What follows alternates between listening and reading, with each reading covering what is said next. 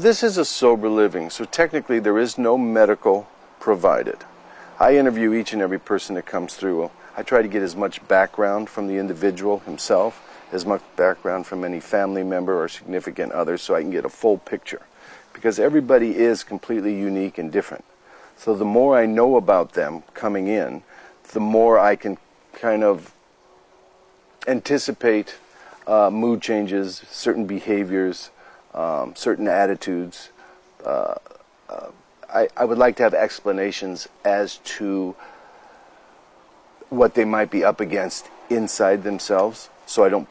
In sober living, what we wanted to come up with was kind of a step-down version, not from treatment, but from a recovery house, which means there are certain criteria that must be met, perhaps meeting requirements, testing requirements, cleaning up after yourself, attending house meetings, attending 12-step meetings in the house, being civil, being cordial, being decent, being accountable.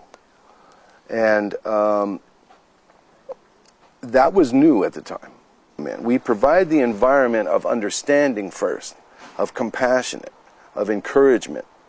You know, we can see some pitfalls perhaps that the individual does not know they are about to step in. Or they may be thinking they're doing all they can when really they're doing the same thing they've done before, only they don't have the inebriated behavior that went with it. Through the years, we learned a lot about how to meet the individual where they are, because we know how serious this disease is. We've lost too many people to death. Regular people, good people, young people, old people, either by their own hand or perhaps there was an unfortunate accident that because an individual was inebriated, they harmed somebody else. There's the chance that they may die out there.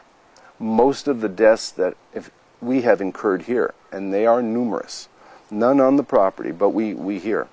5% of the 800 people that have gone through here in 17 years have died of overdose. In the recovery methodology and the clientele themselves. 10 years ago, if you walked on this facility, the average age of this co-ed facility was 32 years old. The average stay was 10 to 14 months. They made it their home. They were very serious about that recovery. They shared, they lived a more transparent life when they were here. They participated more.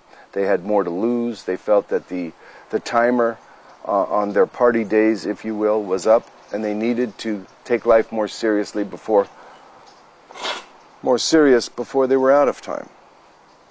Today, the average clientele, up until 6 months ago when I changed, my average clientele was 22 years old.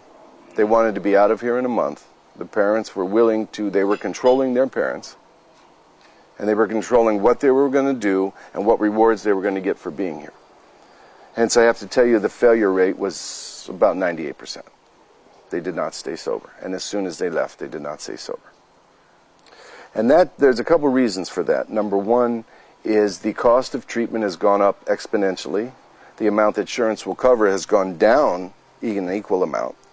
So the parents get fed up and they don't know what to do with these kids and they can't deal with them anymore. So they put them in sober living. The problem with that is they're not ready to face the truth about themselves because they're living in delusion that there is no problem, that they will be rescued anyway, and this is all their parents can afford, and the parents are done parenting them.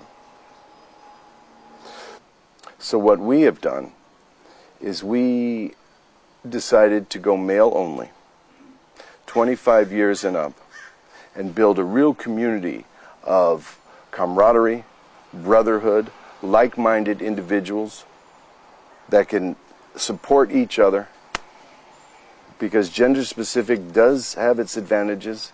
Age groups, similar age groups, do have their advantages. And their life experience at that point, be they a father that has been expelled from home with a child there, professionals who could lose their career that they've been working for their whole lives. By the time these individuals come into this house, it's a much more serious event, and they take it more serious. It doesn't mean that you don't have your occasional relapse. which we don't toss somebody out for relapsing. We study each individual's past performance here, what happened, we bring it up to the rest of the men, and in 99.9% of the time, they're allowed to stay and continue. Well, first of all, I would advise any client that we have to concentrate on staying abstinence-free for the time being. Now, abstinence-free is not recovery. It's the price of admission. I will not have the ability to exert myself, to self-analyze, to invite another human being to sponsor me, to listen to me, to give me constructive feedback, because what that individual needs to do before anything else is make a commitment to his sobriety and prove to himself that he can stay sober. At that point, it might be time to approach your significant other and present not perhaps every single detail, because you don't want to harm innocent people, but tell them the truth about what you're struggling with, because they don't even know when they first come in. Every treatment center, be it Skid Row, the Mission, or the most expensive one you find, has the ability to help a certain type of individual. The reason we changed to male only is because I wanted a certain male of a certain age that had the ability to hear, to understand the seriousness of his illness, that perhaps has something to lose, so he's more invested in working hard. What I started to see in the nature of the business was that most sober livings would be a catch-all for anybody who could pay a bit. And they're very unprepared to hit a sober living because they're not really coming out of treatment anymore because they can't afford treatment. Remember, sober living would be a lower cost alternative to recovery.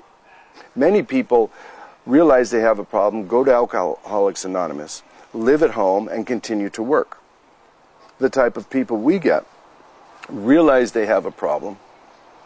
Maybe they've been to treatment 2 or 3 times before, but not necessarily so. And when they come here, they know what they need to do. So when you're with like-minded people, like-minded individuals, you have a say in what's going on. And ultimately, either you're going to apply yourself or you're not, which is sober living. It's safe, supportive housing, does not supply treatment, does not supply therapy, does not supply doctors, does not supply food. It supplies a caring,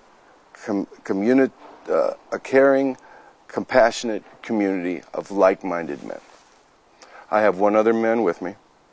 He's 20 years sober, so between the two of us, we have 52 years of recovery experience.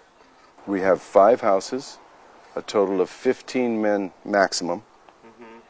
We have single rooms. 50% of our rooms are private rooms, and the other 50% are double occupancy. There's a lot of elbow room, there's a lot of space. The thing about working with human beings and emotion and the spirituality and mind and problems and issues that all human beings have is when you share yourself with another human being week after week, month after month, in some cases year after year, you know them very well, they know you very well, you've cried together, you've laughed together, you've reprimanded them, you've picked them up, you've apologized, you've accepted apologies. You don't necessarily see the results in that year or 2. Sometimes you do. It's a blessing when you do. And if I can't see results, I make sure that I'm trying to plant seeds. And